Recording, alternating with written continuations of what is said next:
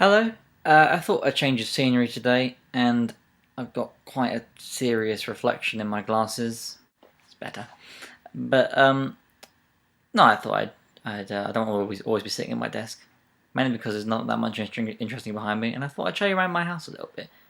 So we always have happy birthday signs. That was from my birthday last October, and it's kind of became just the main feature in our living room, really, since since then, in October.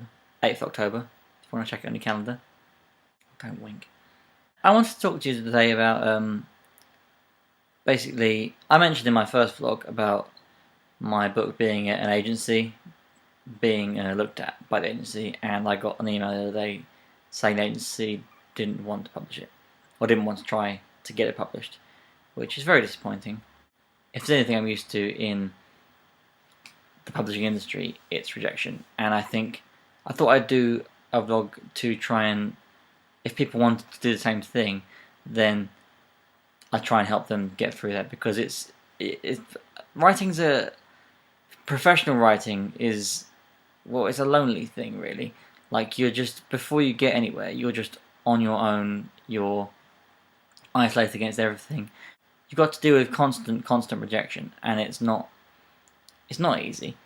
And so I thought I'd try and help you through that if you want to do it. So if you're not interested in publishing, then there's not going to be that much else for you, unless you really like my voice and my face and such.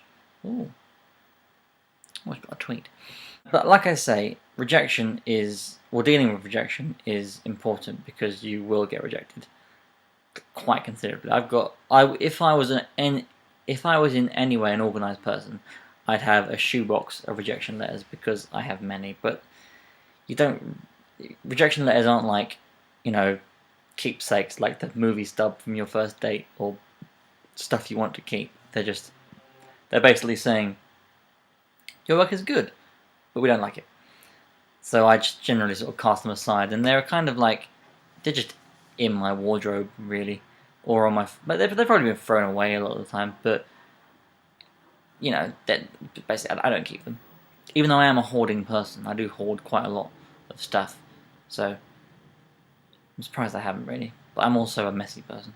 Also, when I wrote my book, I was quite young, and I think it was at my GCSEs actually, but it took me a long time to figure out that you don't get published just sitting in your room, just wishing it will happen, because it won't happen. You've got to literally get out. If you're a young writer, about 16, 17, then the very best thing you can do for yourself and your writing is go to uni. Because on the one hand, if you're a bit introverted like I was, and a bit sort of sad and silly and quite very silly, then for one, it will help you get out of yourself, it will help you meet other people, and generally improve yourself in a better way. And it'll also, if you do a degree like English, like I have, then you will find someone who knows an agent or a publisher, and you can literally do what I did and go up to them and ask, "Do you want to look at my book, please?" And she did, and she did say no, but I do think that is the way to do it, because for one, you just learn so much about the industry just in a sort of second-hand way, and it's a huge help. It's been a huge help to me, and also I know now that what I have to do is to go to smaller agencies, because they're the ones who are likely to take a risk. The woman got back to me and said, "We really like your character, we really like the story, we really like how the story reflects the character, we really like everything about your book, but we don't want it."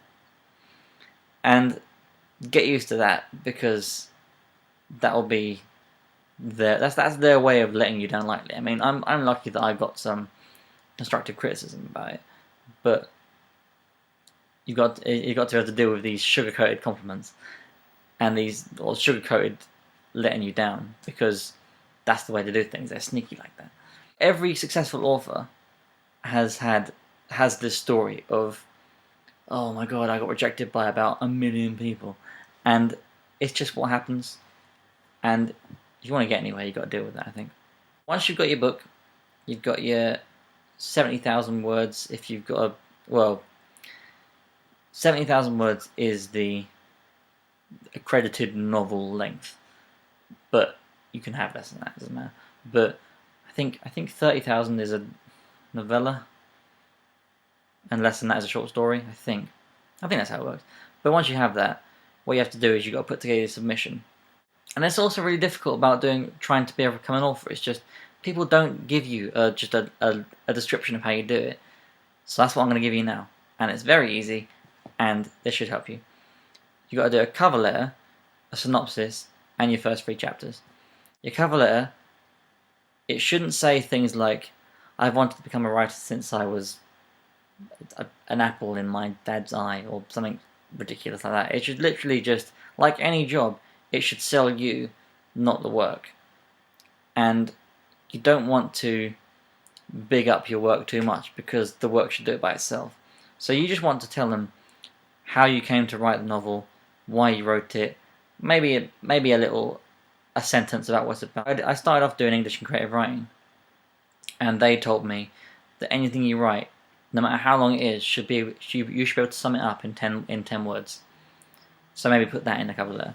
So your cover letter should be just a page long, 3 paragraphs, how you came to write it, what it's about, what you have to go with it, etc. And then you write a synopsis. A synopsis should be a page long as well. And I've been told, well, my lecture was a bit, it was quite confusing in the lectures about how to write a synopsis, because sometimes it said to do it chapter by chapter, sometimes it didn't. But the agent who came in said to not do it chapter by chapter, so that's why I stuck by, and I think it's better. So if you just write a synopsis of, say, main themes and where the book goes generally, rather than saying chapter 1, this happened, chapter 2, this happened, because, you know, anyone will get bored reading that, and I think it's best to just do it generally, and do it in a sort of I think everything you ever write should be written with a bit of flair, so people will be interested in what you're saying. That's why I also recommend blogging, and I'll put a link to my blog, as always, in the thingy down there. But I find it massively therapeutic, and it helps. It's just, and this as well. It's just it's a way of building confidence, because you need confidence to do this. There's no book sitting on the shelf in Waterstones if you're not confident. And also, I say Waterstones, and I'm not Northern, which I've never really understood. But I'm trying to say Waterstones, but it's quite difficult for me. I don't know why. And then you got your 3 chapters. That's pretty self-explanatory. It's got to be your first 3 chapters. Not a lot of people think you can just take any chapter from the book, but that makes it look like the first 3 chapters aren't gripping enough, so you've put in something later on.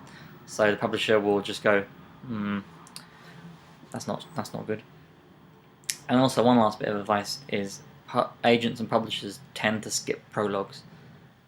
So I don't have a prologue, because especially if that's your opening. Because I had it for a while. I had a really good prologue opening, and then my first chapter, first sentence wasn't that great, so I had to change that. But just start in your first chapter, and you'll be sorted. So if you follow all those things, then you've got a good book submission, and it'll stand you in good stead to get accepted by an agent.